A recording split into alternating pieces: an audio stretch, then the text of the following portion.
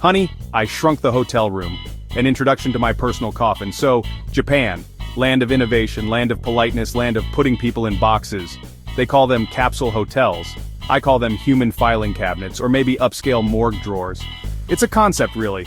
A very small concept, like honey, I shrunk the hotel room small. The idea is efficiency.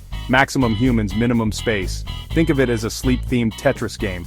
And I was one of the blocks for a whole week. My excitement was contained, just like me soon enough. They say it's for the busy salaryman, the traveler on a budget, the person who really enjoys confined spaces.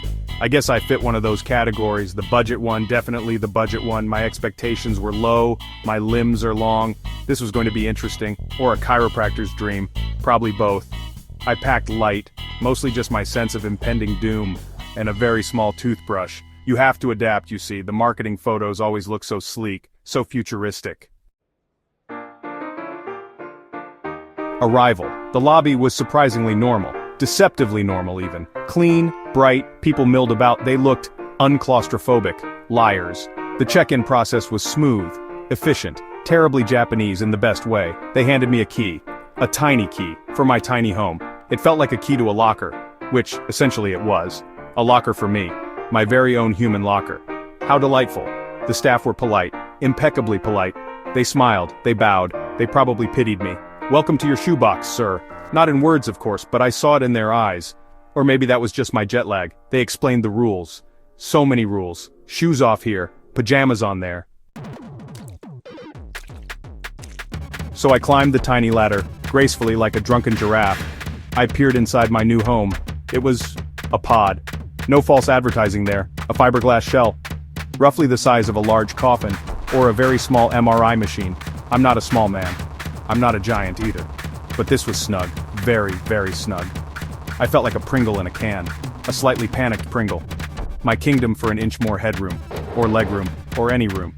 Inside it was surprisingly kitted out. For a box. There was a small TV, glued to the ceiling naturally, a tiny shelf, for my tiny hopes and dreams. An alarm clock, to wake me from my plastic-encased slumber. And a light. One dim, lonely light. It was all very beige. The color scheme screamed budget sci-fi movie set. The kind where the spaceship is clearly made of painted cardboard. But this was fiberglass. Progress.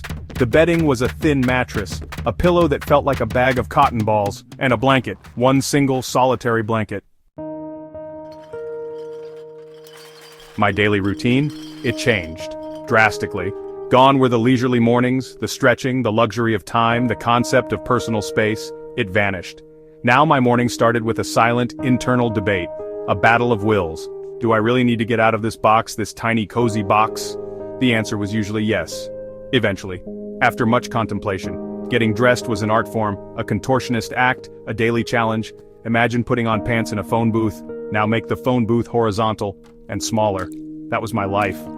Breakfast wasn't in bed, because there was no room for breakfast. Or bed, really, just a small shared space. It was in a communal area, a place where everyone gathered, usually a rather sterile room, lacking warmth, filled with other pod people, fellow travelers, all silently munching on toast, or noodles, the breakfast of champions. The silence was a big thing. Everyone was quiet. Eerily quiet. Like a scene from a movie. Like a library full of people who'd forgotten how to speak.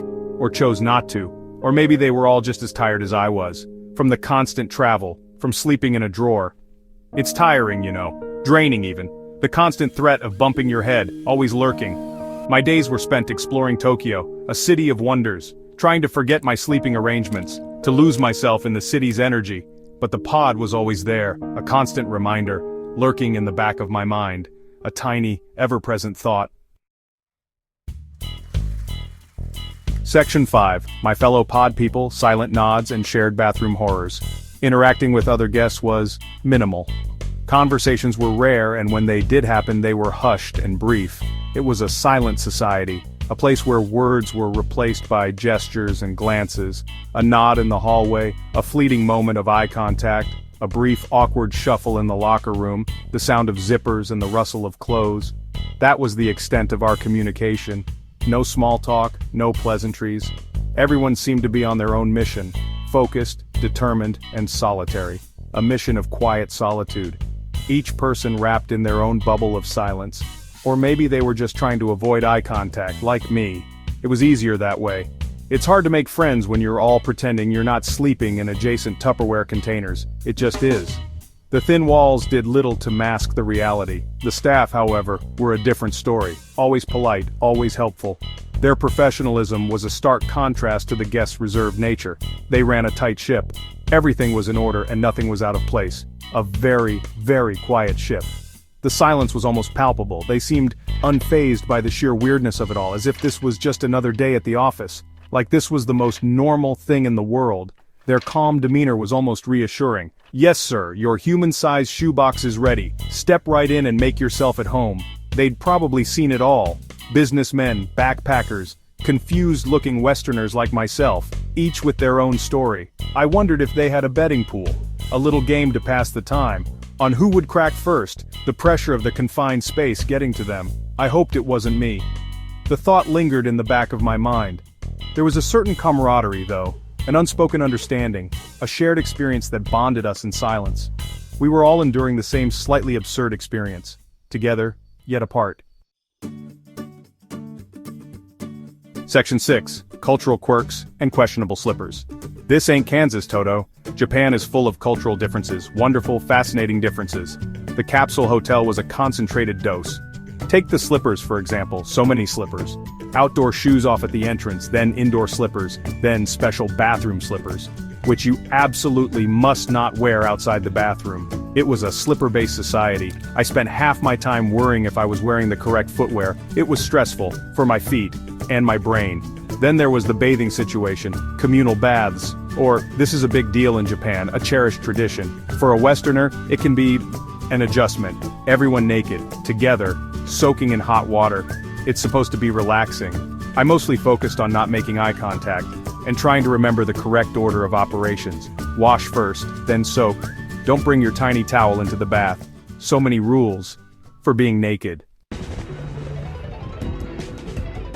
Section 7. Adventures in Awkward My Top Capsule Catastrophes. Awkward moments? Oh, there were plenty. My week was a highlight reel of minor embarrassments, like the time I tried to turn over in my sleep, and nearly launched myself out of the pod. The capsule is not designed for active sleepers. It's designed for people who sleep like well-behaved corpses. I am not one of those people. My limbs have a mind of their own, a very inconsiderate mind, especially in confined spaces. Then there was the great sneeze incident. I felt it coming, a big one. In the dead of night, in the silent capsule hall. I tried to suppress it, I really did, but it burst forth like a tiny nasal explosion. The silence that followed was deafening. I could feel the judgment radiating from the surrounding pods. Who dares disturb our fiberglass slumber? I wanted to apologize, but, you know, the silence rule. Section 8. The communal experience, showers, sinks, and too much information. The communal bathrooms, a cornerstone of budget travel.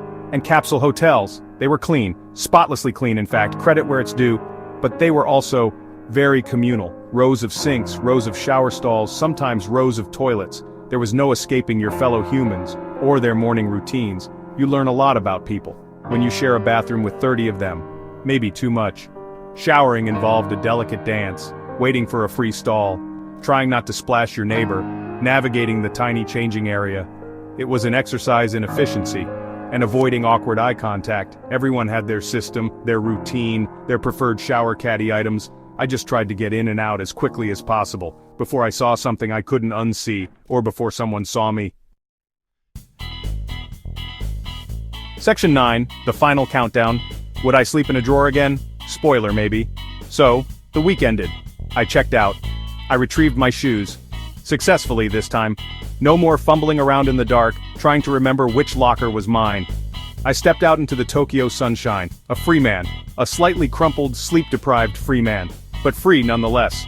The fresh air felt like a luxury after a week in a capsule. The world felt spacious, almost overwhelmingly so. So much room for activities like stretching and breathing deeply without hitting a wall, or walking without bumping into things. It was glorious.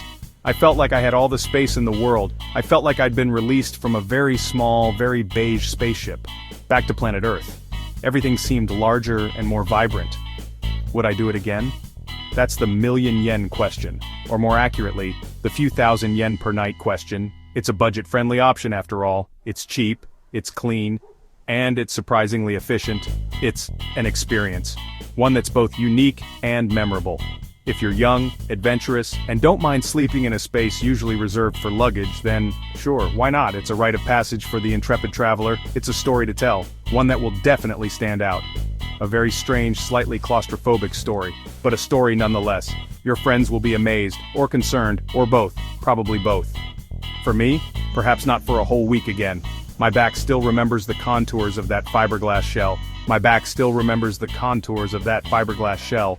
And my neck still aches from trying to read in the fetal position. My neck still aches from trying to read in the fetal position. But for a night or two, if I was on a tight budget, absolutely, maybe, just maybe, it's certainly memorable, and sometimes that's worth the discomfort.